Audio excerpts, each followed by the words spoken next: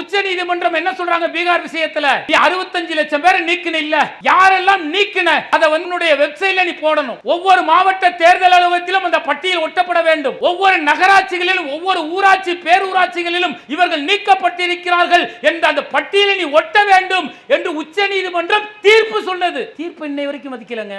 இன்னை வரைக்கும் தீர்ப்பு மதிக்கல. உடனே என்ன செஞ்சாங்க தெரியுங்களா? நாங்க திருத்தத்தை மேற்கொள்கிறோம் என சொல்லி அந்த 65 லட்சம் பேர்கிட்ட என்ன காரணம் கேட்டிருந்தான் தெரியுமா?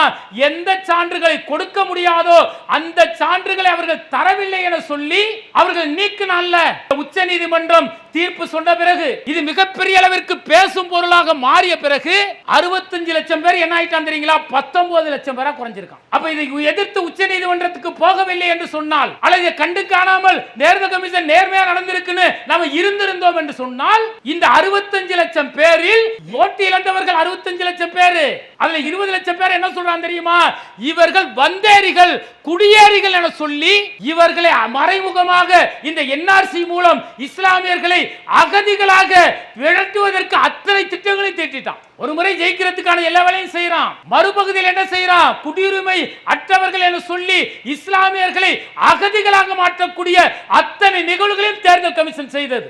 அன்பிற்கினிய சகோதரர்களே, மிக முக்கியத்துவம் வாய்ந்த ஒரு அவசர செயற் வீரர்கள் கூட்டத்தில் நாம் எல்லாம் ஒன்று கூடியிருக்கின்றோம். மிக முக்கியத்துவம் வாய்ந்த செய்திகளை தெரிந்து கொள்ள வேண்டும் என்பதற்காக பல்வேறு பணிகளை, உறக்கங்களை விட்டுவிட்டு நாம் எல்லாம் ஒன்று கூடியிருக்கிறோம் என்று சொன்னால், அதனுடைய வீரியத்தன்மையை நாம் முழுமையாக புரிந்து கொள்ள வேண்டும். இன்றைக்கு SIR என்கின்ற ஒரு செயல் திட்டம் தமிழகத்தில் நடைமுறைப்படுத்தப்பட்டிருக்கிறது. எங்கு திரும்பினாலும் SIR, எந்த சமூக ஊடகங்களை பார்த்தாலும் SIR என்கின்ற பேச்சு சரளமாக பேசிக்கொண்டிருக்கிறார்கள். அதற்கு முன்பதாக இதற்கெல்லாம் என்ன காரணம், ஏன் இப்படிப்பட்ட செயல் திட்டங்களை எல்லாம் ஆளக்கூடிய பாசிச அரசு எடுத்துக்கொண்டிருக்கிறது என்ற அந்த தகவலை நாம் அடிப்படையாக தெரிந்து கொண்டால்தான் இந்த சூழ்ச்சிக்கான காரணத்தை நாம் முழுமையாக புரிந்து கொள்ள முடியும். இன்றைக்கு ஆளக்கூடிய பாசிச அரசு 3வது முறையாக மத்தியில் ஆட்சி செய்து கொண்டிருக்கிறது. ஏற்கனவே பார்த்தீங்கன்னா பிரதமர் வாஜ்பாய் பிரதமராக இருந்த பொழுது முழுமையான ஆட்சி நடைபெறவில்லை என்றாலும் ஒரு கூட்டணி ஆட்சி நடைபெற்றது. ஆனால் இந்த ஆட்சியை பிடிப்பதற்கு இவர்கள் எப்படிப்பட்ட செயல் திட்டங்களை எல்லாம் செய்வார்கள் என்பதை அடிப்படையாக நாம் தெரிந்து கொள்ள வேண்டும். இன்றைக்கு உலகத்தில் மிகப்பெரிய வல்லரசாக அமெரிக்கா இருக்கிறது என்று சொன்னால், இந்த அமெரிக்கா 2025 வல்லரசாக இருக்க வேண்டும் என்பதை என்றைக்கு அவர்கள் திட்டமிடுகிறார்கள் என்றால் 1925 திட்டமிட்டுட்டாங்க. நம்ம 2025 நாம் தான் வல்லரசாக இருக்க வேண்டும். அப்படி 2025 வல்லரசாக இருக்க வேண்டும் என்றால் 100 ஆண்டுகளுக்கு முன்பாக நான் என்னென்ன செயல் திட்டங்களை எல்லாம் எடுக்க வேண்டும் என்பதை அவர்கள் திட்டமிட்டதால் தான் இன்றைக்கு மிகப்பெரிய வல்லரசுகள் எல்லாம் ஒளிந்து போய்விட்டது. சோவியத் யூனியன் எல்லாம் இன்றைக்கு சிதறி போய்விட்டதற்கு காரணம் சரியான திட்டமிடல் இன்றைக்கு அமெரிக்காவில் இருந்ததால் அவர்கள் இன்று வரை வல்லரசாக இருக்கிறார்கள். இதே பாணியை தான் இன்றைக்கு RSS என்கின்ற இந்த இந்துத்துவ அமைப்பு என்ன செய்கிறது என்றால், நாம் 100 ஆண்டுகளுக்கு பிறகு இந்தியாவில் ஆட்சி செய்ய வேண்டும் என்றால் அதற்கு என்னென்ன செயல் திட்டங்களை எல்லாம் வகுக்க வேண்டும் என்பதை அவர்கள் முன்கூட்டியே தீர்மானித்து விட்டார்கள். அந்த முன்கூட்டியே தீர்மானிக்கப்பட்டதுதான் இன்றைக்கு 3வது முறையாக பிஜேபி அரசு ஆட்சியில் இருக்கிறது. இந்த 3வது முறையாக ஆட்சியில் இருக்காங்க இல்லையா? இந்த ஆட்சி இருக்கும் பொழுது அவர்களுடைய கொக்கரிப்பு என்னவாக இருக்கிறது? 2040 வரை பிஜேபியை இந்திய அரசிலிருந்து அசைக்க முடியாது, நாங்கள் தான் ஆட்சி செய்வோம், அதற்கான அத்தனை செயல் திட்டங்களை நாங்கள் எடுத்து விட்டோம் என்று உள்துறை அமைச்சர் முதல் அந்த கட்சியின் முக்கிய தலைவர்கள் வரை சொல்லிக் கொண்டிருக்கிறார்கள். எப்படி இந்த அளவிற்கு அவர்கள் உறுதியாக சொல்கிறார்கள் என்று சொன்னால், அந்த அளவிற்கு அவர்களுடைய செயல் திட்டங்கள் என்பது இன்றைக்கு நாடு முழுவதும் நடைமுறைப்படுத்தப்பட்டு விட்டது. நீங்க இந்தியாவில் இருக்கக்கூடிய எந்த ஒரு முன்னணி அதிகாரத்துறையை நீங்கள் எடுத்துக்கொண்டாலும் அந்த பாசிச சிந்தனை கொண்ட அதிகாரிகள் உயர்மட்ட அதிகாரத்தில் இருக்கக்கூடிய நிலைகளை 100 ஆண்டுகளாக இவர்கள் செய்ய தொடங்கிவிட்டார்கள். சுதந்திரம் அடைந்த பிறகு மிக வீரியமாக அவர்கள் செயல்பட தொடங்கிவிட்டார்கள். நாட்டில் பிஜேபி அரசாங்கம் பாசிச அரசு வர வேண்டும் என்று சொன்னால் அதற்கு மிகப்பெரிய தடையாக எது இருக்கிறது? அன்றைக்கு அவர்கள் ஒரு கருத்து கணிப்பை நடத்துகிறார்கள். நாட்டில் இருக்கக்கூடிய 540 நாடாளுமன்ற தொகுதிகளில் நாடு முழுவதும் 135 நாடாளுமன்ற தொகுதிகளில் யார் வெற்றியை நிர்ணயிக்கிறார்கள் என்றால், இந்தியாவில் இருக்கக்கூடிய இஸ்லாமியர்களுடைய விகிதாச்சாரத்தின் அடிப்படையில், மக்கள் தொகையின் அடிப்படையில் 138 நாடாளுமன்ற தொகுதிகளை நிர்ணயம் செய்யக்கூடியவர்கள் இஸ்லாமியர்கள். ஒரு தொகுதியில் ஒரு 40,000 ஓட்டு இருக்கிறது என்றால் அந்த இஸ்லாமியர்கள் யாருக்கு வாக்களிக்கிறார்களோ அவர்கள் தான் வெற்றி பெறுவார்கள் என்பது கடந்த 50 ஆண்டுகளாக இருக்கக்கூடிய வரலாறு. ஆனால் இவர்கள் என்ன செய்கிறார்கள்? ஒரு 138 இடத்தை சிறுபான்மையினர்கள் நிர்ணயிக்கிறார்கள்.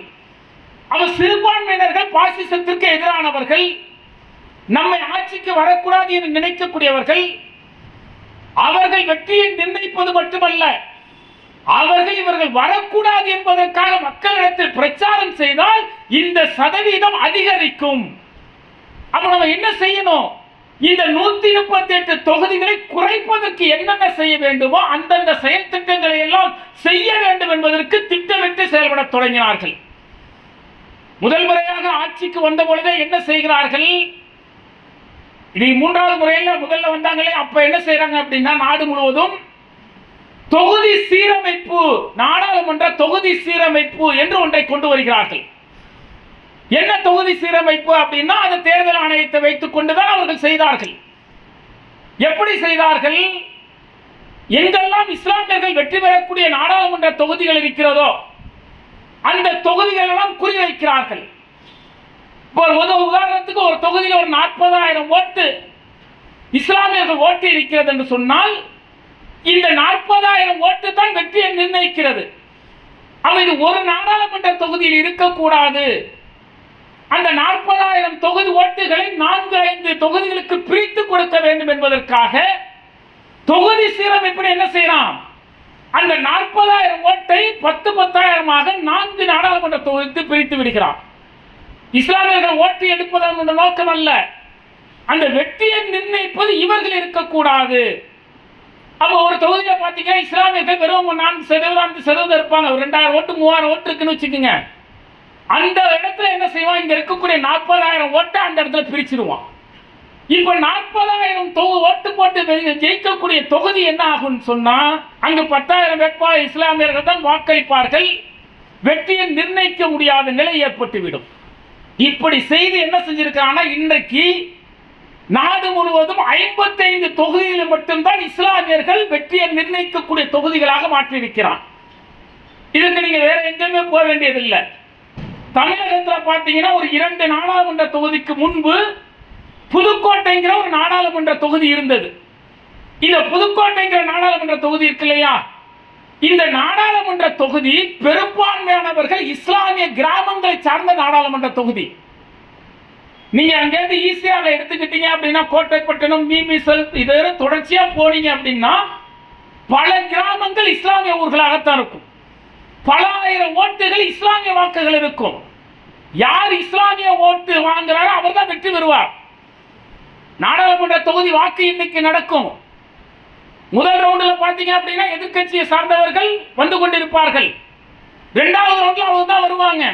3வது ரவுண்டு அவங்க தான் வருவாங்க. 4வது ரவுண்டு அறந்தாங்கிலேருந்து தொகுதி என்ன தொடங்க பிறகு விகிதாசாரம் பார்த்தீங்கன்னா 30,000-40,000 ஓட்டு இருக்கும். இஸ்லாமியர்கள் ஆதரவு பெற்ற வேட்பாளர் 30,000 வாக்கு பின்னாடி இருப்பாரு. ஆனா 4வது ரவுண்டு என்ன தொடங்கிய பிறகு பார்த்தீங்கன்னா அதிரடியாக எண்ணிக்கை அதிகரித்துக் கொண்டே இருக்கும். அடுத்தது பார்த்தீங்க அப்படின்னா அந்த ஈசிஆர் சைடு ஓட்டு என்ன ஆரம்பிச்சால் இஸ்லாமியர்கள் ஆதரவு பெற்ற எந்த இயக்கமாக இருந்தாலும் சரி அவர்களுடைய எண்ணிக்கை கணிசமாக வென்றுவிடும். அது அதிமுக இஸ்லாமியர்களுடைய ஆதரவை பெற்றிருந்தால் அதிமுக வெற்றி பெறும். அதே போல திராவிட முன்னேற்ற கழகம் இஸ்லாமியோட ஆதரவை பெற்றிருந்தால் அவர்கள் வெற்றி பெறுவார்கள். அவ இஸ்லாமியர்கள் யாருக்கு வாக்களிப்பார்களோ அந்த அவர்கள் வெற்றி பெறக்கூடிய தொகுதியாக புதுக்கோட்டை இருந்தது. இன்னைக்கு எங்க புதுக்கோட்டை தெரியுமா உங்களுக்கு? புதுக்கோட்டைங்கிற நாடாளுமன்ற தொகுதி தமிழகத்தில் கிடையாது. அந்த வாக்குகள் என்ன செய்யப்பட்டிருக்கிறது என்று சொன்னால், அதிலிருந்து சில கிராமங்கள் மதுரைக்கு திருப்பப்பட்டிருக்கிறது, சில கிராமங்கள் ராமநாதபுரத்திற்கு திருப்பப்பட்டிருக்கிறது, சில கிராமங்கள் தஞ்சை தொகுதிக்கு திருப்பப்பட்டிருக்கிறது. அப்ப வெற்றியை நிர்ணயித்த இஸ்லாமியர்களுடைய வாக்குகள் சிதறடிக்கப்பட்டு ஒரு தொகுதியை இல்லாமல் செய்திருக்கிறான் என்றால் இவனுடைய திட்டமிடல் புரிகிறதா? எவ்வளவு பெரிய மிகப்பெரிய ஒரு திட்டமிடல்! அதுவும் இஸ்லாமியர்கள் வாக்களித்து ஒரு வேட்பாளரை வெற்றி பெற செய்யக்கூடாது என்பதற்காக திட்டமிட்டு இவர்கள் செய்கிறார்கள் என்று சொன்னால், இதற்கு அதிகார மட்டத்தில் அவர்களுடைய ஆதரவை பெற்றவர்கள் இருக்க வேண்டும். அதுல என்னென்ன இருக்கான்? தேர்தல் கமிஷனில் யாரெல்லாம் உயர் அதிகாரத்துக்கு வந்தார்களோ, தலைமை தேர்தல் அதிகாரிகள் வந்தார்களோ, அத்தனை பேரும் பாசிச சிந்தனை கொண்டவர்களின் ஆதரவாளர்களாக இருந்தார்கள். அதேபோல் நீங்க எந்த துறை எடுத்துங்க, சிபிஐ எடுத்துக்குங்க, அமலாக்கத்துறையை வைத்துக் கொண்டு எதிர்க்கட்சியை முடக்கி கொண்டிருக்கிறார், அந்த துறை முழுவதும் அவர்கள் தான் இருக்கிறார்கள். நீ உச்ச நீதிமன்றத்தில் சந்திரசூட் இருந்தாரே, அதற்கு முன்பு இருந்த நீதிபதியை பாருங்கள். பாபர் மசூதியாக இருக்கட்டும், பல்வேறு இஸ்லாமிய சார்ந்த வழக்குகளாக இருக்கட்டும், அந்த உச்ச நீதிமன்றத்தின் தலைமை பொறுப்பில் இருந்தவர்கள் எல்லாம் என்ன சிந்தனை கொண்டவர்கள், எப்படிப்பட்ட தீர்ப்பை வழங்கியதற்காக அவர்களுக்கு எப்படிப்பட்ட பொறுப்புகள் வழங்கப்பட்டது, எத்தனை உயர் நீதிமன்ற நீதிபதிகள் விடுவி பெற்ற பிறகு இன்றைக்கு எம்பிக்களாக, ராஜ்யசபா எம்பிக்களாக பதவியை பெற்றிருக்கிறார்கள் என்றால் என்ன காரணம்? அவர்கள் அதிகார மட்டத்தில் தனக்கு சாதமானவர்கள் இருக்க வேண்டும், அவர்களுக்கு நன்றி கடனாக அவர்களுக்கு தேவையான பதவியை கொடுக்கக்கூடிய நிகழ்வுகளை பாசிசம் செய்து கொண்டிருக்கிறது. அவ திட்டமிட்டு இஸ்லாமியர்களை முடக்குவதற்கான எல்லா செயல்களையும் செய்துவிட்டார்கள். அது மட்டும் கிடையாது. இப்ப நாடாளுமன்றம் பார்க்கிறோம் இல்ல, புதுசா ஒரு நாடாளுமன்றம் கட்டலாம். ஏற்கனவே நாடாளுமன்றம் இருக்கிறது. அதுல பாத்தீங்க அப்படின்னா 540 சேர் போட்டிருப்பான். கூடுதலா ஒரு சிறப்பு அழைப்பாளர்கள் சொல்லிட்டு ஒரு 660 சேர் கூட இருக்கும், 600 சேர் தான் இருக்கும். ஆனா இன்னைக்கு நாடாளுமன்றம் கட்டப்பட்டிருக்குல்ல, புது நாடாளுமன்றம் கட்டப்பட்டிருக்கிறத, அதுல என்ன செய்யறான் அப்படின்னாக்க, இன்னைக்கு 840 சேர் போடப்பட்டிருக்கு. எதுக்கு 840? என்னைக்காவது நம்ம பேசி கேட்டிருக்கோமா? ஒரு நாடாளுமன்றத்தில் நாட்டில் 540 நாடாளுமன்ற உறுப்பினர்கள் தான்.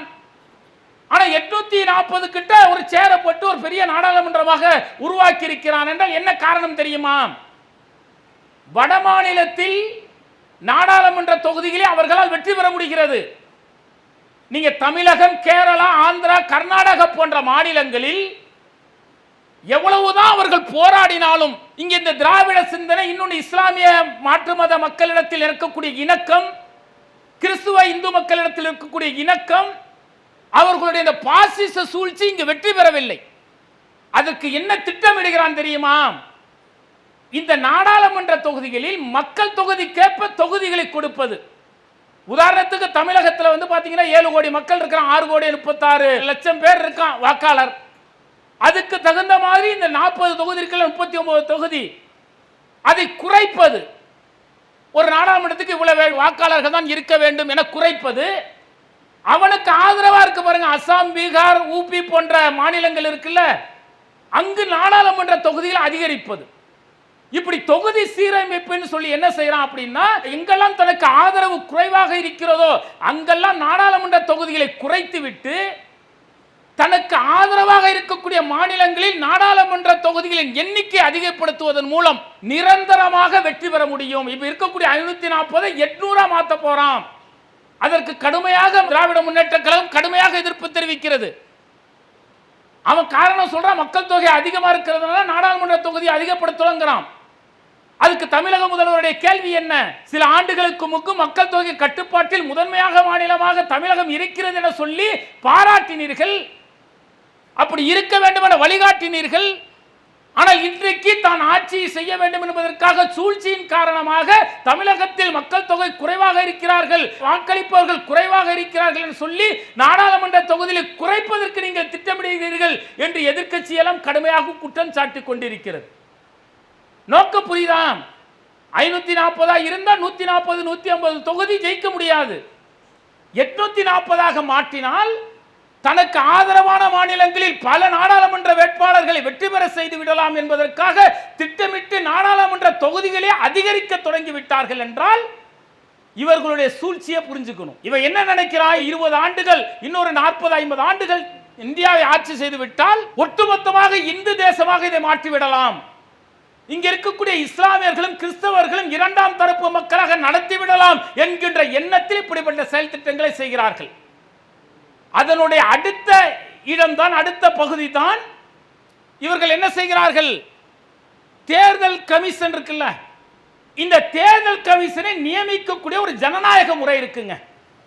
அது என்ன ஜனநாயக முறை என்று சொன்னால், நாடு சுதந்திரம் பெற்றதிலிருந்து தேர்தல் கமிஷன் என்பது எந்தவித அச்சமுமின்றி சுதந்திரமாக ஜனநாயகமாக செயல்படக்கூடிய ஒரு அமைப்பு. ஏன், அவர்கள் தேர்தலை நடத்த வேண்டும், அவர்கள் நடுநிலையாக தேர்தலை நடத்தி ஜனநாயக ரீதியாக மக்கள் யாரை தேர்ந்தெடுக்கிறார்களோ அவர்களை ஆட்சியில் அமர வைக்கக்கூடிய அத்தனை வழிகாட்டுதல்கள் தேர்தல் கமிஷன் செய்யணும்.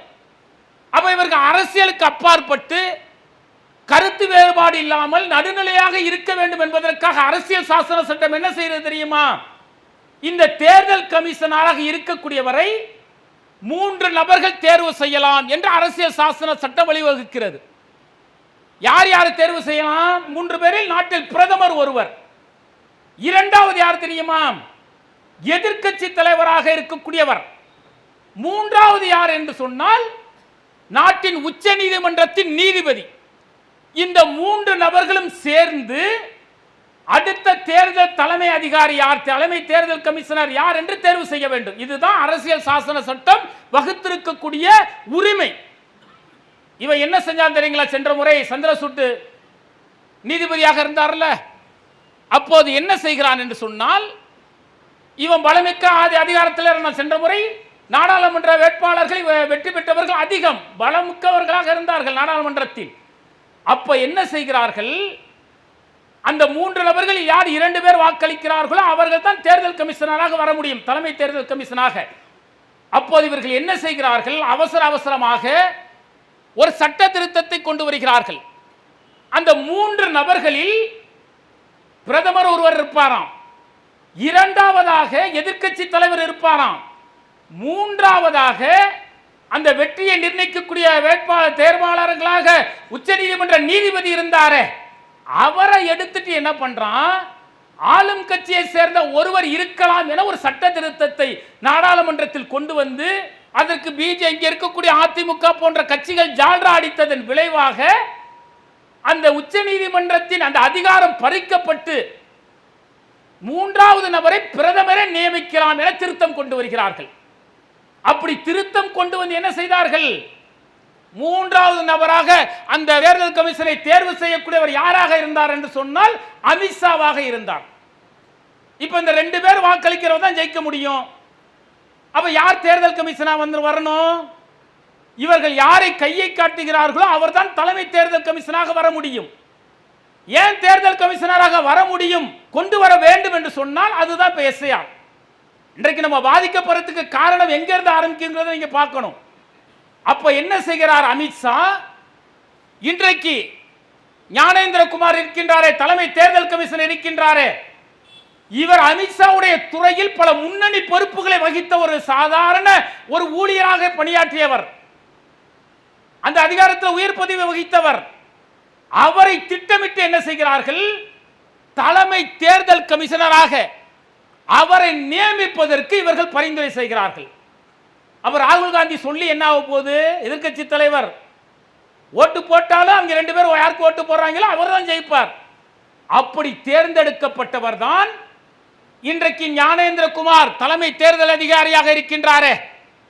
உச்ச நீதிமன்றம் ஆடக்கூடிய உச்ச நீதிமன்றம் போடக்கூடிய அந்த தீர்ப்புகளை கூட கண்டும் காணாமல் அதிகாரமிக்கவராக இன்றைக்கு இருக்கின்றாரே ஞானேஸ்வரகுமார். யார் என்று சொன்னால் அமித்ஷாவின் அடிவடுடியாக இருந்த நபர் தான் இன்றைக்கு தலைமை தேர்தல் கமிஷனாக நியமிக்கப்பட்டிருக்கின்றார். இப்பதான் என்ன செய்யறான், தமிழகத்தில் பல மாநிலங்களில் பிஜேபி ஆட்சி செய்து கொண்டிருந்தது. ஆனால் சென்ற முறை மிகப்பெரிய அளவிற்கு பிஜேபிக்கு எதிராக அலையடிக்க ஆரம்பித்தது. நாடாளுமன்ற தேர்தலில் பல தொகுதிகளில் பிஜேபி அரசாங்கம் ஆளக்கூடிய பாசிச அரசாங்கம் தோல்வியை தழுவும் என அதிகாரப்பூர்வமான கருத்துக்கள் தெரிவித்தன. அப்பதான் என்ன செய்யறான், தேர்தல் கமிஷனர் கையில வச்சிருக்கிறான்ல, அப்படி அந்த தேர்தல் கமிஷனர் கையில் வைத்துக் கொண்டு மகாராஷ்டிரா, கர்நாடகாவில் ஆளும் காங்கிரஸ் மாநில அரசுல வெற்றி பெறுது. ஆனால் நாடாளுமன்ற தொகுதிகளில் 20க்கும் மேற்பட்ட இடங்களில் பிஜேபி வெற்றி பெறுது. ஒரு மாநில தேர்தல் ஒரு 6 மாசம் 7 மாசத்துக்கு முன்னே நடக்குதுங்க. அதுல மாநிலத்தில் காங்கிரஸ் வெற்றி பெறுது. ஆனா 19-20 தொகுதிகளில் பிஜேபி வெற்றி பெறுகிறது. எப்படா வெற்றி பெறுது அப்படின்னு பார்த்தா, இந்த தேர்தல் கமிஷனர், தலைமை தேர்தல் கமிஷனை வைத்துக் கொண்டு என்ன செய்கிறார்கள், இந்த வாக்காளர் வாக்குப்பதிவு நடக்கும் இல்ல, அந்த வாக்குப்பதிவு நடக்கக்கூடிய இடங்களில் பல்வேறு திருட்டு வேலைகளை செய்கிறார்கள். அதுல ராகுல் காந்தி ஓட்டு சோறுன்னு சொல்லிட்டு இருக்காரு. அது மாதிரி ஒரே இல்லத்தில் பல ஆயிரம் ஓட்டுகளை சேர்த்தார்கள். பல இடங்களில் பார்த்தீங்கன்னா இறந்தவர்களுக்கு வாக்குரிமை இருப்பதாக காட்டினார்கள். பல இடங்கள் என்ன செஞ்சாங்க தெரியுங்களா, 4 மணி வரைக்கும் பார்த்தீங்க அப்படின்னா எவ்வளவு வாக்குப்பதிவு ஆயிருக்கும், 35%, 38% ஆயிருக்கும். 4:45 வரைக்கும் ஆயிருக்கும். 6 மணி வரைக்கும் வாக்குப்பதிவு நடக்கணும். தேர்தல் அதிகாரத்தின் விதிமுறை என்ன அப்படின்னா 6 மணி வரைக்கும் நடக்கணும். 6 மணிக்கு கியூல எவ்வளவு பேர் நின்னாலும் அது 7 மணி ஆனாலும் அந்த கியூ முடிகிற வரைக்கும் நடத்தணுங்கிறது விதிமுறை. ஆனால் 4:45, 5 மணிக்கு இந்தியாவில் இருக்கக்கூடிய அனைத்து ஊடகங்களும் சொல்கிறது, இந்தியாவில் வாக்குப்பதிவு எவ்வளவு சதவீதம் நடந்திருக்கு, 58% வாக்கு நடந்திருக்கிறது, பதிவு நடந்திருக்கிறது. இது தேர்தல் கமிஷனுடைய அதிகாரப்பூர்வமான இணையதளத்தில் வெளியிடப்பட்ட தகவல். 5 மணிக்கு தகவல். ஆனா 6:45 தகவல் வருகிறது, 7 மணிக்கு தகவல் வருகிறது, 72% வாக்குப்பதிவு. காலையிலிருந்து 8 மணி நேரம் ஓட்டு போடுறாங்க. 9 மணிலிருந்து 4 மணி வரைக்கும் ஓட்டு போட்டது 38%, 40%. ஆனா கடைசி 1 மணி நேரத்தில் சுமார் 30%, 32% வாக்குப்பதிவானது அப்படின்னு சொல்லி 72% வாக்குப்பதிவானது என்று சொல்லி தேர்தல் கமிஷன் அன்றைக்கு வாக்குப்பதிவை வெளியிடுகிறது என்று சொன்னால், இந்த 2 மணி நேரத்தில் என்ன பண்றான், கடைசி நேரத்தில் உதாரணத்துக்கு நீங்க வாக்கு வலிக்கு போவோம்ல, இப்படி பூத் ஏஜென்ட் உட்கார்ந்து இருப்பாங்க. இந்த பூத் ஏஜென்ட்ல திமுகவை சார்ந்த இருப்பார், எல்லா கட்சியும் சார்ந்தவங்க இருப்பாங்க. இவர் வேட்பாளர் கிடையாது, அந்த பகுதியில் இருக்கக்கூடிய பூத் ஏஜென்ட் உட்கார வச்சிருப்பாங்க. என்ன பண்ணுவாங்க தெரியுங்களா, கடைசி நேரத்தில் ஒரு இன்னொரு 40% ஓட்டு போடணும்னு வச்சுக்கோங்க. ஒரு எதிர்கட்சியை சார்ந்த பிஜேபிக்கு எதிராக இருக்கக்கூடியவர் அங்கு பூத் ஏஜென்டா இருப்பார். ஆயிரக்கணக்கு லட்சக்கணக்கான ரூபாய் கொடுப்பது, அவன் எவ்வளவுதான் கட்சிக்கு உழைச்சா கூட அவர் சம்பாதிக்க முடியாது. அந்த நேரத்தில் என்ன பண்ணுவாங்கன்னு வச்சுக்கோங்களேன், லட்சக்கணக்கான ரூபாயை கொடுத்து விட்டு அவனுடைய ஆதரவோடு யார் எதிர்க்கட்சியாக இருக்கின்றானோ நேர்மையா இருக்க செய்ய முடியாது. பல பூத்துகளில் இவர்களை விலை பேசி என்ன செய்வான், அடுத்த நிமிஷம் பார்த்தீங்கன்னா அந்த 2 மணி நேரத்தில் பல ஆயிரம் ஓட்டுகள் பதிவாகும். இப்படி பதிவாகித்தான் 83 நாடாளுமன்ற தொகுதிகளில் இறுதி கட்டத்தில் இவர்கள் வாக்கு பெற்று தனி மெஜாரிட்டிக்கு மைனாரிட்டி தானே 80 தொகுதிகள் இவர்கள் அதிகமாக பெற்றதை இப்படித்தான் என்பதை இன்றைக்கு தெல்ல தெளிவாக அந்த வாக்கு நடந்ததை நேரத்தை வைத்து சொல்கிறார்கள். எப்படி சொல்றான், வாக்கு வாயால சொல்லிட்டு போறானா, கிடையாது. எதிர்க்கட்சி எல்லாம் கடுமையான கேள்வி எழுப்புகிறார்கள். நீ ஓட்டு போட உள்ள வர்றவங்க ஓட்டு போட்டு வெளியில போற வரைக்கும் சிசிடிவி கேமரா வச்சிருக்கிறார். காலையிலிருந்து 8 மணி நேரத்தில் 38% வாக்கு பதிவானது என்று சொன்னால், நீ கடைசி 1 மணி நேரத்தில் மீதி 32% வாக்கு பதிவானது என்றால் அதனுடைய ஃபுட்டேஜை வெளியீடு, சிசிடிவி கேமராவுடைய பதிவை வெளியீடு என்று இன்றைக்கு அனைத்து கட்சிகளும் சொல்கிறார்கள். ஆனா ஒரு ஜனநாயக நாட்டில் ஜனநாயகத்தை தேர்வு செய்யக்கூடிய ஒரு தேர்தல் கமிஷன் என்ன சொல்கிறது தெரியுமா, இறுதி வரை அந்த வாக்காளர் பதிவு செய்யப்பட்ட அந்த நேரத்தில் பதிவு செய்யப்பட்ட அந்த வீடியோவை வெளியிட முடியாது என்று சொல்லி இன்று வரை மறுத்து வருகிறார்கள். அது மட்டும் சொல்லல, இன்னொன்னையும் கேட்கிறாங்க, ஓட்டில் நம்ம மிஷின் அழுத்தினா அப்படியே கட்சியில் ஓட்டு விழுவுது. ஆனா ஒவ்வொரு இடத்துல விவிபி பேடுன்னு ஒன்று வச்சிருப்பான். நீங்க ஓட்டு அழுத்தினீங்கன்னு வச்சுக்கோங்க, நம்ம உதாரணத்துக்கு ஒரு தென்னை மரத்துக்கு ஓட்டு போறோம்னு வச்சுக்கோங்க, அந்த தென்னை மரம் சின்ன உள்ள விழுவும். இப்படி எல்லா இடத்துல அந்த விவி பேடு வைக்கணும்னு சொல்லி உயர் நீதிமன்றத்திற்கு போய் போராடுகிறார்கள். உயர் நீதிமன்றம் தேர்தல் கமிஷன் சொல்லக்கூடியதை ஏத்துக்கிட்டு அது எப்படி நான் 540 நாடாளுமன்ற தொகுதியில் அது எப்படி வைக்க முடியும், அது பெரிய வைக்க முடியாதுங்கிறான். சரி, மாடலுக்கு வச்சிருக்கல, எல்லா தொகுதியிலும் அந்த விவி பேடு இருக்காதீங்க, ஒரு குறிப்பிட்ட இடங்களை வச்சிருக்கிறான். சரி, அந்த எண்ணு அந்த வச்சிருக்க இடத்துல எத்தனை ஓட்டு சீட்டு விழுந்துச்சு உள்ள, அதையும் பதிவான ஓட்டு இருக்க அதையும் கம்பேர் பண்ணி பார்ப்போம் எடுடான்னு சொன்னா அதற்கும் தேர்தல் கமிஷன் ஒத்துழைக்கல. அவன் எவ்வளவு பெரிய மோசடி செய்யறான். உச்ச நீதிமன்றத்தில் போய் கேட்கிறான், உச்ச நீதிமன்றத்தில் நீதி கிடைக்கவில்லை. எல்லா உச்ச நீதிமன்ற நீதிபதிகளுடைய கருத்துக்களும் தகவல் நீங்க வரக்கூடிய செய்திகளை பாருங்களா, ஆரம்பத்தில் பார்த்தீங்கன்னா நீதி கிடைக்க போகிறது என்ற நம்பிக்கை இருக்கும். அப்படியே மக்கள்கிட்ட கொஞ்சம் அப்படி தளர்ந்து போன பிறகு அது ஆப்போசிட் அப்படியே இருக்கும். பீகார்ல அப்படிதானே நடந்துச்சு. 4 நாளில் நீ அந்த வெப்சைட்ல விடணும், யாரெல்லாம் நீக்கின, அவர்களுடைய பெயர்கள் என்ன, இறந்தவர்கள் நீக்கினாயா, இவர்களுக்கு ஆதாரம் இல்லைன்னு நீக்கினாயா, எல்லாவற்றையும் நீ வெப்சைட்ல போடணும்னு சொன்னா 4 நாட்கள்ல. நீங்க இணையதளத்தில் போய் பார்த்தீங்கன்னா ஹைகோர்ட் தீர்ப்புல இருக்கும், சுப்ரீம் கோர்ட் தீர்ப்புல இருக்கும். இன்னைய வரைக்கும் அந்த தீர்ப்பை இன்னைக்கு நடைமுறைப்படுத்திருக்கான தேர்தல் கமிஷன் கொடுக்கல. கண்டெம்ப்ட் ஆஃப் கோர்ட்னு போறாங்க, கோர்ட் நீதி சொல்லல, அந்த வழக்கு நிலுவையில் கிடக்கு.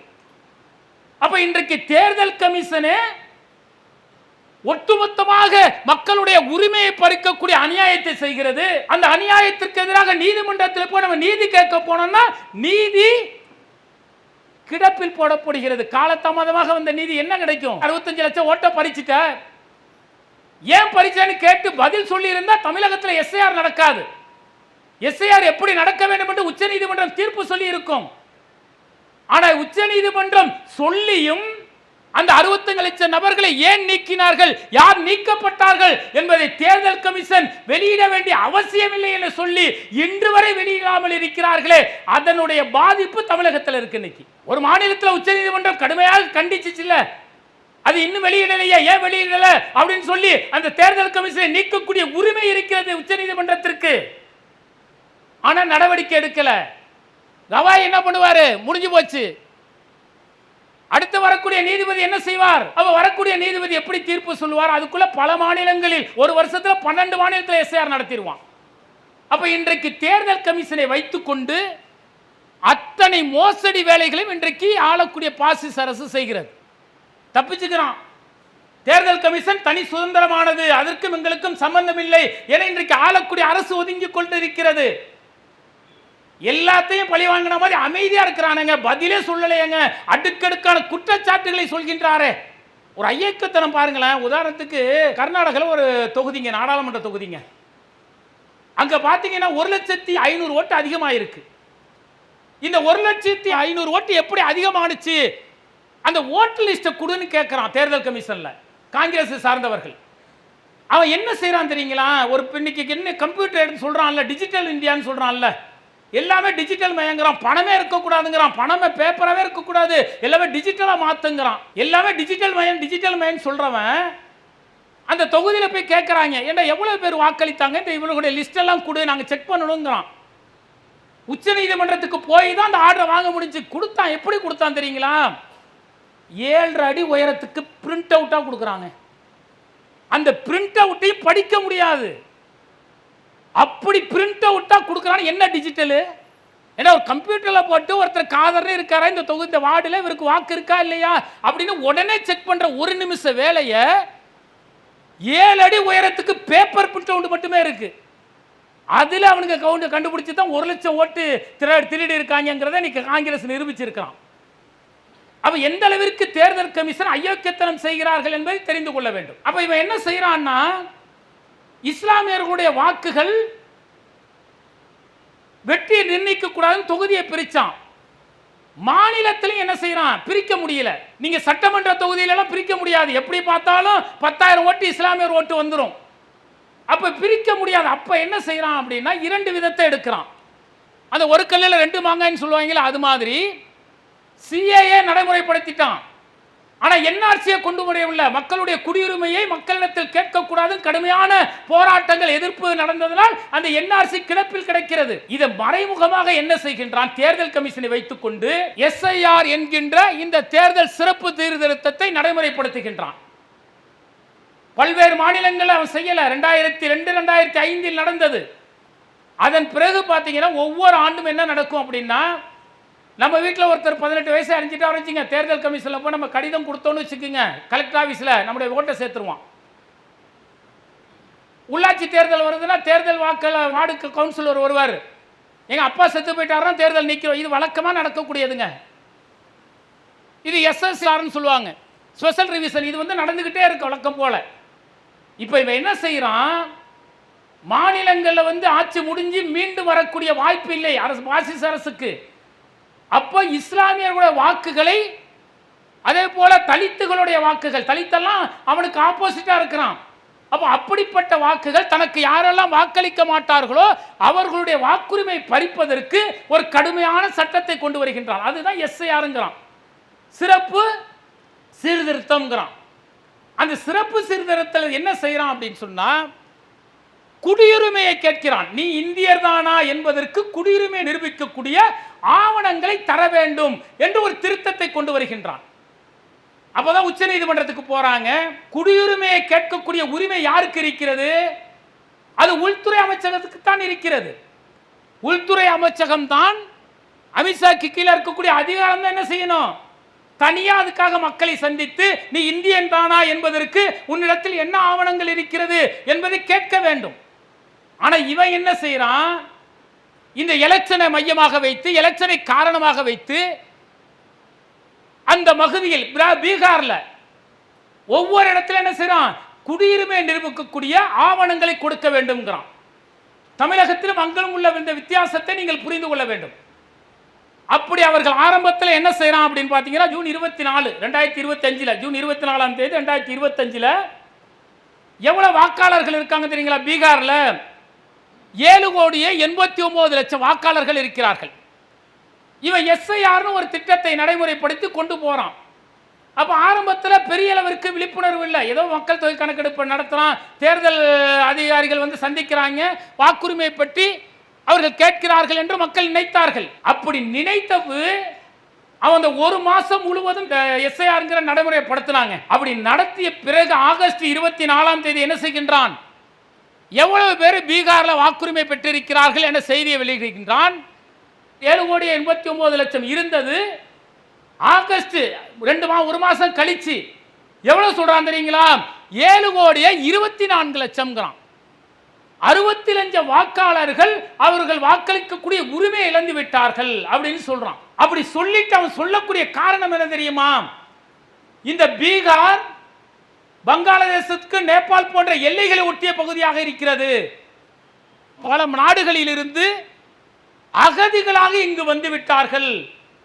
இவர்கள் எல்லாம் இந்தியாவிற்கு வந்த குடியேறிகள், இவர்கள் வாக்குரிமை அற்றவர்கள் என்று சொல்லி 65 லட்சம் பேரை நாங்கள் நீக்கி இருக்கிறோம் என்று சொல்லி அவர்கள் அறிக்கையை வெளியிடுகிறார்கள். தேர்தல் கமிஷனுடைய அறிக்கை அதுதான். அப்பதான் எதிர்க்கட்சி எல்லாம் கடுமையான கோபம் அடைகிறார்கள்.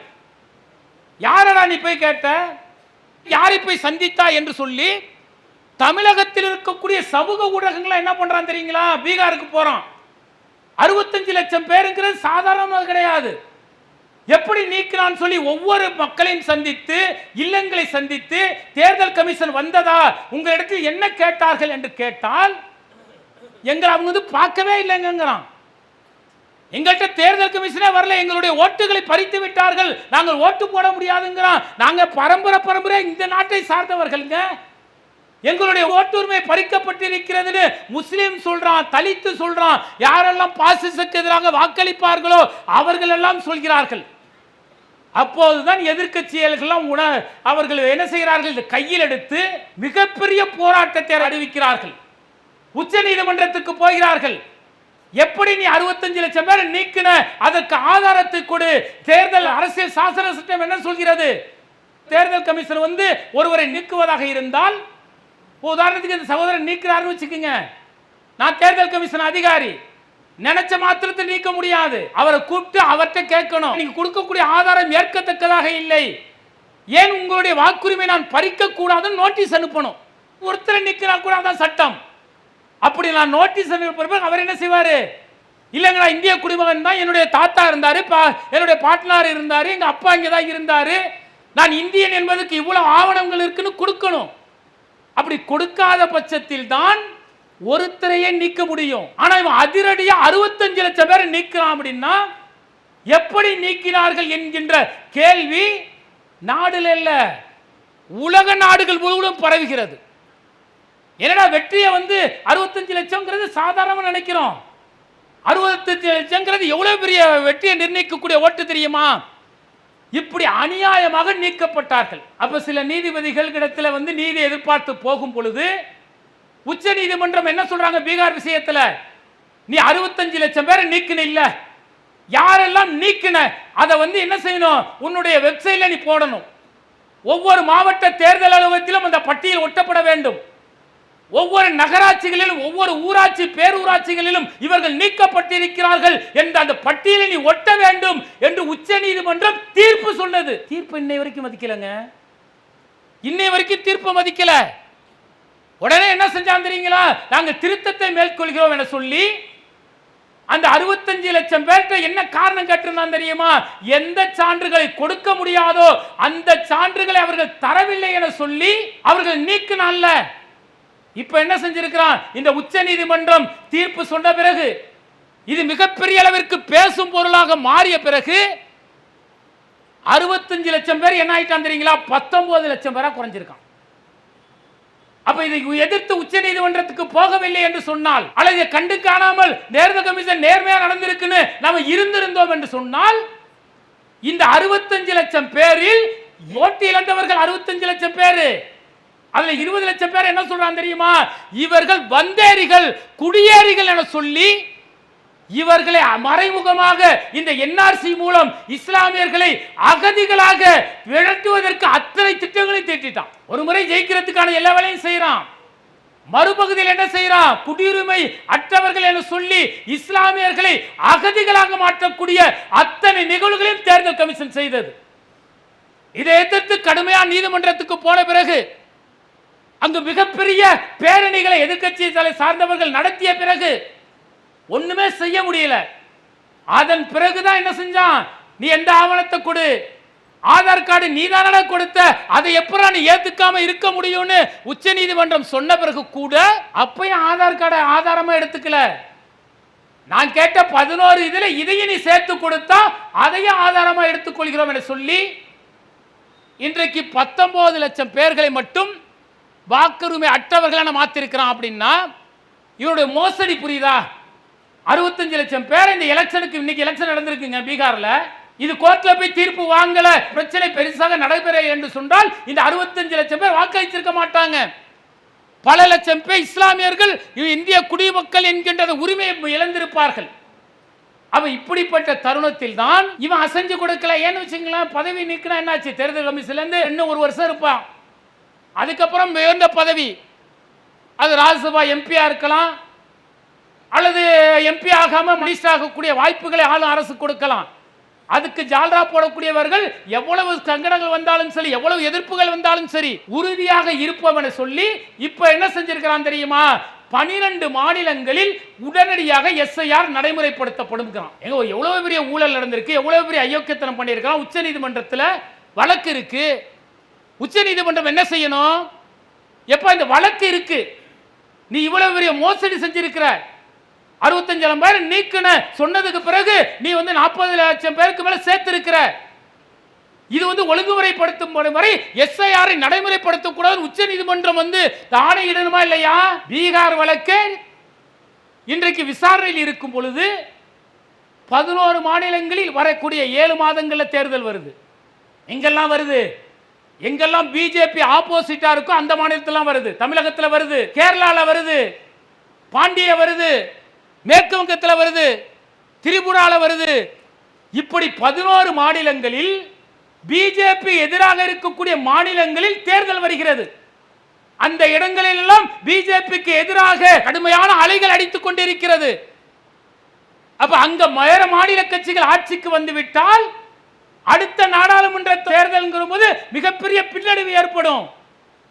தமிழகத்தில் பல மாநிலங்களில் ஆட்சி செய்யக்கூடிய பிஜேபி பல மாநிலங்களில் ஆட்சி இழக்கக்கூடிய நிலை வரும். அதனால என்ன செய்யறான்? இந்த 11 மாநிலங்களிலும் எஸ்ஐஆர் உடனடியாக நடத்தப்படும். அது 1 மாசத்துக்குள்ள தமிழகத்தில் இருக்கக்கூடிய 6,36 லட்சம் பேருக்கு நாங்கள் வாக்குரிமையை மறுபரிசீலனை செய்வோம் என்று சொல்கிறார்கள் என்று சொன்னால் எப்படி முடியும்? 1 லட்சம் பேர் 2 லட்சம் பேர் இல்ல, 6,36 லட்சம் வாக்காளர்கள் புதுசாவே விண்ணப்பம் செய்யணும். நீங்க புதிய வாக்காளரை சேர்ப்பது இயல்புங்க. புதுசா ஒரு தொகுதிக்கு ஒரு 10,000 பேர் சேர்றாங்கன்னு வச்சுக்க, இயல்பா சேர்த்தரலாம். நீ ஒரு சட்டமன்ற தொகுதியில 3 லட்சம் ஓட்டு இருக்குன்னா அந்த 3 லட்சம் மக்களையும் சந்தித்து நீ விண்ணப்பத்தை பெற்று அதை பரிசீலித்து அதன் பிறகு நான் இறுதி வாக்காளர் பட்டியலை விடுவேன் சொன்னான்னா இந்த ஒரு மாசத்துல 7,39 லட்சம் மக்களின் வாக்காளர் விண்ணப்பத்தை பெற்று சரி காண முடியுமா? சரி காண முடியாது. இங்க தமிழகத்தில் என்ன நடக்குது தெரியுமா? இந்த பீகாரில் நடந்த பிரச்சனை மிகப்பெரிய அளவிற்கு தேர்தல் கமிஷனுக்கு கடுமையான மன உளைச்சலையும் அசிங்கத்தையும் ஏற்படுத்தி இருக்கிறது. பீகாரில் நீக்கிறது போல தமிழகத்தில் நீப்பதற்கு அவர்கள் முயற்சி எடுத்தார்கள். ஆனால் இந்த பிரச்சனை பெரிதான பிறகு இப்ப என்ன செஞ்சிருக்கான் தெரியுமா? அங்க வந்து பாத்தீங்கன்னா 11 ஆவணங்கள் சொன்னாங்க. 11 ஆவணங்கள் கொடுத்தால்தான் நீங்கள் வாக்காளர் என்பதை நிரூபிக்க முடியும். அது யாராக இருந்தாலும் சரி. நீங்க இன்னைக்கு 18 வயசா இருந்தாலும் அந்த 11 வாக்கு இதுல வந்து ஒன்னு கொடுக்கணும். உங்களுக்கு 50 வயசாகி உன்னோட பார்ட்னர் இந்தியாவில் இருந்தாலும் சரி, நாம் கேட்கக்கூடிய 11 ஆவணங்களில் ஒன்றை தர வேண்டும் என்று அங்கு பீகார்ல சொன்னான். இங்க இந்த பிரச்சனை பெரிதான பிறகு என்ன சொல்லிட்டான் தெரியுமா? இந்த ஆவணங்களில் எதுவும் தர வேண்டாம். இந்த 11 ஆவணங்கள் இருக்குல்ல, இந்த 11 ஆவணங்களில் முதல் முறையாக உங்களிடத்தில் வருகிறோமே, அப்போது நீங்கள் எந்த ஆவணத்தையும் தர வேண்டாம். நாங்கள் கொடுக்கக்கூடிய விண்ணப்பத்தை நீங்கள் பூர்த்தி செய்து தர வேண்டும் என்று சொல்லியிருக்கின்றான். இது கொஞ்சம் ஆறுதலான விஷயம். ஏன் அப்படின்னா, அவன் கேட்கக்கூடிய 11 ஆவணங்கள் இருக்குல்ல, எங்க அப்பாவோட பர்த் சர்டிஃபிகேட் கேட்டால் நான் எங்கே போய் வாங்குறது? எங்க அம்மாவோட பர்த் சர்டிஃபிகேட் கேட்குறேன், எங்க அம்மா படிக்கவே இல்லை, எங்க அம்மா ஒரே ஓட்டு போட்டாங்களாம். அது எம்ஜிஆர் இல்லை, சிவாஜி ஏதோ கட்சி ஆரம்பிச்சாராம், அப்போ ஓட்டு போட்டாங்க. அந்த ஓட்டை தவிர அவங்க ஓட்டு போட்டதே கிடையாது. எங்க போய் தேடுறது? அப்போ அவன் கேட்ட லிஸ்டில் அது மாதிரின்ற வாகன வாசி இதெல்லாம் இருந்துச்சு. மத்திய அரசாங்கத்தில் ஊழியராக இருந்தால் அடையாள அட்டை வேணும். யார் மத்திய அரசாங்கத்தில் ஊழியராக இருக்க போறோம்? அல்லது மத்திய மாநில அரசாங்கம் உங்களுக்கு இடம் கொடுத்திருந்தால் அதற்கான நகல் பத்திரம் இருக்கும், இல்லை அரசு கொடுத்தது நிலம்னு, அதுக்கான ஆவணம் கொடுக்கணும்னு முடியாத விஷயத்தை சொன்னான் பீகார்ல. ஆனா தமிழகத்தில் என்ன செஞ்சிருக்கிறான்னா, அப்படி எந்த விதையும் கேட்கல. நீங்க முதல் முறையாக கொடுக்கும் பொழுது விண்ணப்பத்தை நீங்கள் பூர்த்தி செய்து கொடுத்தால் போதும்னு சொல்லி இருக்கிறான். அந்த விண்ணப்பத்தில் என்னென்ன இருக்கும் அப்படிங்கிறத நீங்க கவனிக்கணுங்க. இந்த ஃபார்மை நம்ம ஃபில்அப் பண்ணி தர்றோம். சரி, இதுல என்னங்க பெரிய நெருக்கடி வந்த போது ஃபார்மை கொடுத்துறோம் அப்படின்னு சொல்றோம் இல்லையா? இந்த ஃபார்மை நம்ம முறையா ஃபில்அப் பண்ணி தர்றது, அடுத்தது நம்ம வீட்டில் இருக்கக்கூடியவர்கள் எல்லாருக்கும் ஃபார்ம் வந்துருச்சா அப்படிங்கிறது உறுதிப்படுத்துறதுல நம்ம விஷயம் இருக்கு. ஒரு பிஎல்ஓ வர்றான், நம்மள்கிட்ட வந்து எல்லாத்தையும் பதிவு செஞ்சுப்போ அவன் கொடுக்கலன்னா என்ன ஆகிறது? அல்லது நம்ம வந்து அலட்சியமாக இருந்துடுறோம். அப்போ ஆல்ரெடி நம்ம வந்து அலட்சியமாக இருந்துடுறோம் அப்படின்னா நம்முடைய பேர் ஆட்டோமேட்டிக்காக அந்த ஃபார்ம் வராதனால என்ன செய்வான்? ஃபார்ம் வரலன்னு சொல்லி பேரை எடுத்து விட்டுருவான். அப்போ நம்ம யாரெல்லாம் வாக்காளர்கள்னு உறுதியாக தெரிகிறதோ அது முதல் கட்டம் இதுதான். அந்த விண்ணப்பத்தை பூர்த்தி செய்து தரணும். இதை பொறுத்த வரைக்கும் நம்முடைய மக்கள்கிட்ட என்ன அப்படின்னா, இந்தியாவில் 100% வாக்கு பதிவாகுதா? எவ்வளோ பதிவாகுதுன்னா, கள்ள ஓட்டு இல்லாமல் பார்த்தீங்கன்னா 52% தான் வாக்கு பதிவாகுது. 20% கள்ள ஓட்டு போடுறான், மீதி 30% ஓட்டு இல்லை. இந்த 30% ஓட்டு எங்கே இருக்குன்னா, பெரும்பான்மையான இஸ்லாமியர்கள் வெளிநாடுகளில் இருப்பது, பெரும்பான்மையான இஸ்லாமியர்கள் வாக்களிப்பதில் ஆர்வம் இல்லாமல் இருப்பது. இங்கே உட்கார்ந்துருக்கிறோம்ல, இதில் எத்தனை பேர் வந்து எல்லா தேர்தலும் ஓட்டு போட்டிருக்கோன்னு கேளுங்களேன். என்னடா இங்கே திருட்டு போயிருங்க, ஏன்டா ஓட்டு போடணும்னு நினச்சவங்க இருக்கிறோம். அது மாதிரி பலர் இருக்கிறோம். அப்படி நம்ம வாக்கு போடுறது என்ன அவசியம் இல்லைன்னு அலட்சியமாக இருந்துட்டோம்னா இதுலேருந்து நம்மளோட லிஸ்ட் நீக்கப்பட்டும். அப்போ நம்ம என்ன செய்யணும்னா, இந்த ஃபார்மில் முதல் கட்டமாக யாருக்கெல்லாம் வாக்களித்து இருக்கிறோமோ அவர்களுக்குள்ள ஃபார்ம் தான் இது, புதிய வாக்காளர்களுக்கு அல்ல.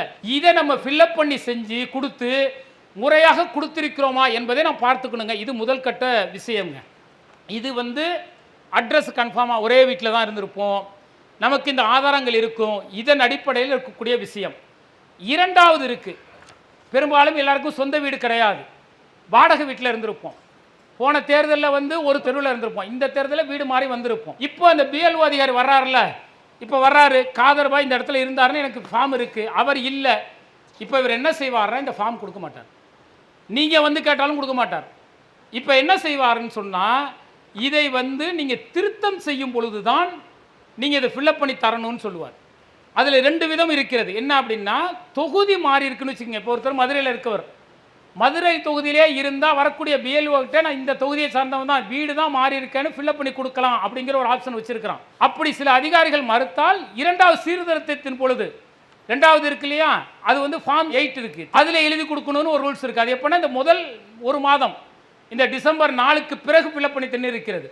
இப்போ வந்து அட்ரஸ் மாறி இருக்கிறோம் அப்படின்னா, ஒரே தொகுதியில் மாறி இருக்கிறோம்னா அந்த பிஎல்ஓ அக்செப்ட் பண்ணிக்கிட்டா நம்ம அட்ரஸை மாற்றி கொடுக்கலாம். தொகுதி மாறி இருக்குன்னு வச்சுக்கோங்க, எழுதி கொடுக்க முடியாது. அது எப்போ எழுதி கொடுக்க முடியும்னா, இந்த ஒரு மாத காலம் இருக்குல்ல, நவம்பர் டு டிசம்பர் முடிஞ்ச பிறகு தேர்தல் கமிஷன் அறிவிப்பான். புதிய வாக்காளர்கள் சேர்ப்பு திருத்தம், புதிய வாக்காளர் சேர்ப்புக்கு 6ஆம் நம்பர் ஃபார்ம் இருக்குது. புதிய அந்த வாக்காளர்லேருந்து நீக்கணும், அப்பா செத்து போயிட்டார் நீக்கணும்னா அது 7ஆம் நம்பர் ஃபார்மை கொடுக்கணும். திருத்தம் செய்யணும் அப்படின்னா 8ஆம் நம்பர் ஃபார்மை கொடுக்கணும். அதை அடுத்த மாதம் சொல்லுவான், டிசம்பர் 4க்கு பிறகு சொல்லப்படும், அந்த நேரத்தில் கொடுக்கணும். அவள் இந்த மாதிரி வரும்போது நம்முடைய பெயர் தெரு மட்டும் மாறி இருந்ததுன்னு வச்சுக்கோங்க. இன்னைக்கு விசாரித்த வகையில் சில பிஎல்ஓ அதிகாரிகள் கொடுத்துருக்குறாங்க. சில பிஎல்ஓ அதிகாரிகள் இல்லை உங்களுக்கு வராது, உங்கள் வீட்டில் நீங்கள் இருந்தீங்கன்னா திருப்பி நம்ம அறிவிப்பு செய்வோம்ல, அப்போ அந்த அட்ரஸை கொடுத்து நீங்கள் ஃபார்ம் ஃபில்அப் பண்ணி கொடுங்கன்னு சொல்கிறாங்க. அப்போ அப்படி கேட்கும் பொழுதும் நீங்கள் இந்த ஆவணங்கள் எதுவும் கொடுக்க வேண்டியதில்லை. இந்த ஃபார்மை ஃபில்அப் பண்ணி செய்து கொடுத்தால் போதுமானது. இது அடிஞ்சிருச்சு. அடுத்ததாக நம்ம கவனிக்க வேண்டியது, வெளிநாட்டில் இருப்பாங்க. வெளிநாட்டில் இருக்கிறவங்களுக்கு நம்மள்கிட்ட ஃபார்ம் ஃபில்அப் பண்ணி பார்க்கும் பொழுது அவர்கள் தான் கையெழுத்து போடணும், அவர்கள் இருக்கணுமானா எந்தவித அவசியம் கிடையாது. இப்போ நான் வீட்டில் இருக்கிறேன், என் மகன் வெளிநாட்டில் இருக்கிறான், என் தம்பி வெளிநாட்டில் இருக்கிறான், நான் வீட்டில் இருந்தால் நான் பொறுப்பாளர். அந்த ஃபார்மை வாங்கி ஃபில்அப் பண்ணி செய்து அந்த 4 ஃபார்மோ 10 ஃபார்மோ அதற்கு எல்லாத்துக்கும் நான் தான் உறுதிமொழி. நான் இதில் இருக்கக்கூடிய தகவல்கள் எல்லாம் உண்மையானது என்பதை சான்றளிக்கிறேன், அவர் கையெழுத்து போட்டு கொடுத்தாலே போதுமானது. அப்போ இது வெளிநாட்டில் இருக்கக்கூடியவர்களுக்கான தகவல். இப்போ இந்த விஷயம் பார்த்துக்கிறீங்க. இதில் 2002 2005 நம்முடைய பேர் இருக்கா அப்படிங்கிறது 2 விஷயம் பார்க்கணும். ஒன்று, வரக்கூடிய அதிகாரிகளுக்கு ட்ரைனிங் கொடுத்துருக்குறான். 2002ன்னு போட்டு அந்த லிஸ்ட்டு அந்த வார்டில் இருந்தீங்கன்னு போட்டு உடனே அவங்களே எடுக்கக்கூடிய முறைகள் இருக்குது. ஆனால் சத்து உணவு வேலையாளுக்கு தானே வர்றாங்க, அவங்களுக்கு பல இதை தெரியலை. அப்போ முன்கூட்டியே நம்ம என்ன செய்யணும்னா, வந்திருக்கக்கூடிய நிர்வாகிகள் நம்முடைய கிளை பகுதியில் உங்களுடைய 2002 2005 எஸ்ஐஆரில் உங்களுடைய பெயரோ உங்களுடைய பெற்றோர் பெயரோ இருக்கிறதா என்பதை தெரிந்து கொள்வதற்கு முகாம் நடத்துகிறோம், நீங்கள் எங்களை அணுகலாம் அப்படின்னு சொல்லிட்டு ஒரு கம்ப்யூட்டரை போட்டுட்டு அதில் நான் சொல்லக்கூடிய அந்த ஓட்டர் இது இருக்குது பார்த்தீங்களா, ஓட்டர்ஸ் ECI.gov.in இதை வெப்சைட்டில் திறந்தீங்கன்னா 2 வரும். ஒன்று நேம், ஒன்றும் இன்னொன்று எஸ்ஐஆர் எபிக் நம்பர்னு வரும். அதில் அவங்க வச்சிருக்கக்கூடிய நம்பரை போடலாம். நம்பர் இல்லைன்னா பேரை போட்டு எந்த சட்டமன்றம் எந்த வார்டுன்னு போட்டிங்கன்னா அவருடைய பேரை சர்ச் பண்ணாலே உடனே வந்துடும். இதை நம்ம எடுத்து ஒரு பிரிண்ட் அவுட் கூட கொடுத்தலாம், இதாங்க அவங்க பிக் நம்பர், அதிகாரி அதை காட்டுங்கன்னு சொல்லிடலாம். இதை கொடுத்துட்டு போயிடுற முறைகள் இருக்குங்க. ஒன்று, இப்படி பார்த்தீங்கன்னா பிஎல்ஓ அதிகாரி 3 முறை வருவாங்க. 3 முறை, ஒரு முறை ஃபார்ம் கொடுக்குறாங்கன்னு வச்சுக்கோங்க. இந்த ஃபார்மை நீங்கள் ஜெராக்ஸ் எடுக்க முடியாது. இந்த ஃபார்மை கொடுத்துட்டு ஃபில் பண்ணி வைங்கன்னு 2வது முறை வாங்கிக்கிறதுக்கு கால அவகாசம் இருக்குது. அவங்கள்ட்ட கேட்கலாம், எங்க நாங்கள் ஃபில்அப் பண்ணி வைக்கிறோம், அப்புறம் வாங்கிக்கிங்கன்னு சொல்லலாம். அப்படி நம்ம வாங்கி வச்சுட்டு ஜெராக்ஸ் எடுத்து அதை ஃபில் பண்ணி பார்க்குறது, அல்லது தெரிந்தவரிடத்தில் ஜெராக்ஸை ஃபில் பண்ணி பார்த்துட்டு அப்புறம் ஃபில் பண்ணுறது சரியானது. இதில் திருத்தம் செஞ்சிங்கன்னு வச்சுக்கிங்களேன், ஜெராக்ஸ் எடுத்துகிட்டு வேற ஒரு ஃபார்மில் எழுதலாம் அப்படின்னா அது செல்லுபடி ஆகாது. அதனால் ஒரு ஃபார்மை வாங்கினா அதை ஜெராக்ஸ் எடுத்து வச்சு ஃபில் பண்ணி பார்த்து என்னென்ன தகவல் இருக்குது அது 1க்கு 2 முறை உறுதிப்படுத்திய பிறகு அந்த பிஎல்ஓ அதிகாரிகிட்ட கொடுக்கக்கூடிய முறைகளை வச்சுக்கணும். இது ஒரு முறைங்க. அடுத்ததாக இந்த பிஎல்ஓ ஃபார்ம் தரான் இல்லையா, இந்த ஃபார்மில் ஒன்று அவர்களுக்கு ஒன்று நமக்கு, இதுதான் நமக்கு சான்று. அந்த அதிகாரி வாங்கிட்டு போனாங்க அப்படிங்கிறதுக்கு இதுதான் சான்று. கேர்ஃபுல்லாக வச்சுக்கணும். இதை வச்சுக்கிட்டு தான் நம்ம அடுத்தடுத்து முயற்சிகள், ஒன்று ஏதாவது பிரச்சனை வருது அப்படின்னு சொன்னால் இதை வச்சு தான் மூவ் பண்ண முடியும். அதனால் இந்த ஃபார்மை ஃபில்அப் பண்ணி தருவதில் ஒருத்தரும் விடக்கூடாது. அவர் ஓட்டு போகிறாரு, 95 வயசு அம்மாவாக இருக்கிறாங்க, நடக்க முடியாமல் இருக்காரு, அதெல்லாம் பிரச்சனை, அவருடைய பேர் அந்த ஓட்டு லிஸ்ட்டில் சேர்த்தரணும். இதை நம்முடைய கிளை நிர்வாகம் அந்த ஃபார்மை வாங்குறது, அந்த ஃபார்முக்கு எபிக் நம்பரை எடுத்து கொடுக்குது. இந்த பணியை நீங்கள் செய்து கொடுத்தால் போதும், அல்லது வந்தவர்களிடத்தில் இந்த விழிப்புணர்வை ஏற்படுத்தினால் போதுமானது. இந்த பிரச்சனைக்கு அப்புறம் இந்த விஷயத்தை தளர்த்தி இருக்கிறதுனால இது கொஞ்சம் இலகுவாக போகிறது. இல்லைன்னா அது மிகப்பெரிய சிக்கலாக நமக்கு முடியும். எல்லா கிளைகளும் விழிப்புணர்வாக செய்யுங்க. இன்ஷால்லா ஒரு ஓட்டு கூட நம்ம இழந்துட கூடாதுங்கிறத கவனமாக இருந்துங்க. அஸ்ஸலாமு அலைக்கும் வரஹ்மத்துல்லாஹி. அல்லாஹு அக்பர், அல்லாஹ்